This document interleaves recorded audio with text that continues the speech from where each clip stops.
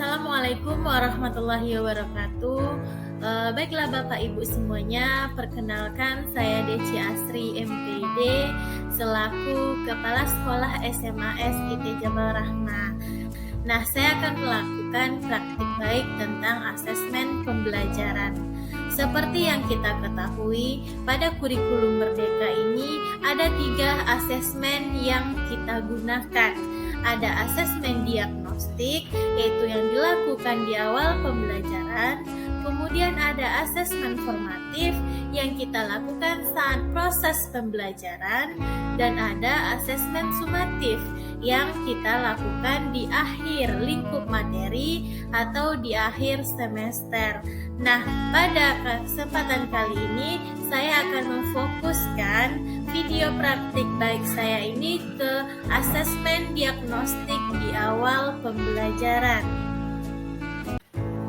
Asesmen diagnostik adalah sebuah asesmen yang dilakukan secara spesifik untuk mengidentifikasi kompetensi, kekuatan, kelemahan murid sehingga pembelajaran dapat dirancang sesuai dengan kompetensi dan kondisi murid.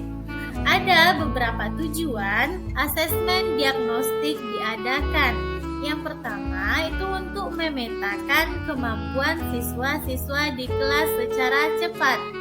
Kemudian yang kedua, mengidentifikasi murid yang sudah paham, setengah paham, dan yang belum paham. Yang ketiga, itu asesmen diagnostik dilakukan agar kita bisa merancang pembelajaran yang berdiferensiasi. Nah, untuk diferensiasinya bisa dari segi konten yaitu apa yang kita ajarkan kepada murid. Guru perlu menyediakan bahan dan alat sesuai dengan kebutuhan belajar murid. Yang kedua, itu diferensiasi secara proses. Nah, proses mengacu pada bagaimana murid akan memahami atau memaknai apa yang dipelajari. Yang ketiga, diferensiasi dari segi produk. Produk adalah hasil pekerjaan atau unjuk kerja yang harus ditunjukkan murid kepada kita. Untuk pelaksanaan asesmen diagnostik, kami memanfaatkan asesmen murid yang disediakan di platform Merdeka Mengajar. Jadi, pada awal tahun pembelajaran ini, kami melakukan asesmen literasi dan numerasi untuk siswa kelas 10 yang berada di fase E.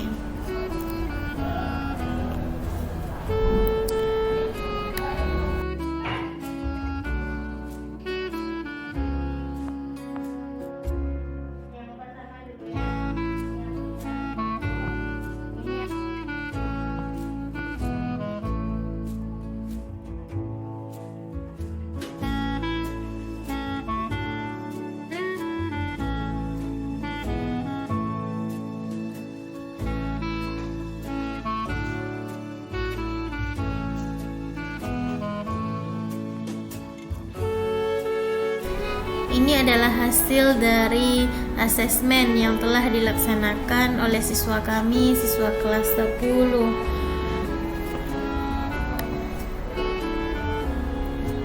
Ini langsung saya periksa. Untuk pemeriksaannya saya melihat kunci jawaban karena di sini sudah disediakan kunci jawaban.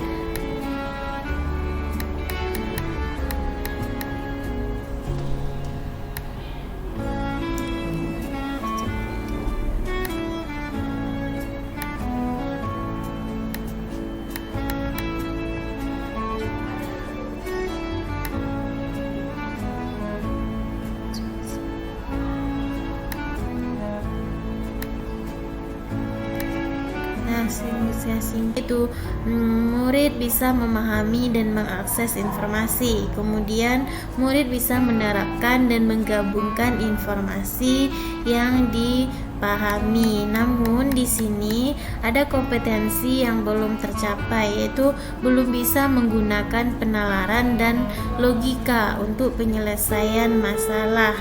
Nah, di sini saya juga lihat jawaban dari siswa saya.